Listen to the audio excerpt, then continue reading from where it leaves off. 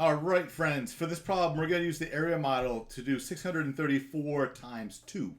All right. So remember, this 6 is the number of hundreds. So 600 times 2 would be 1200.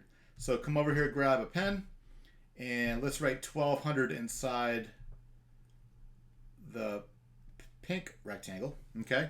And then this 3 is the number of tens. See, the 3 is in the tens place.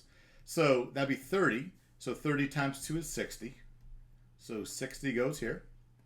And then 4 is in the ones place. So 4 times 2 would give us an 8 in this box. So now let's write these numbers in these boxes up here. So this is going to be 1200. And the yellow is 60. And the green is 8. So to find the area, we're going to add up now these three areas. So 1200 plus 60 plus 8 would be 1,268 square units.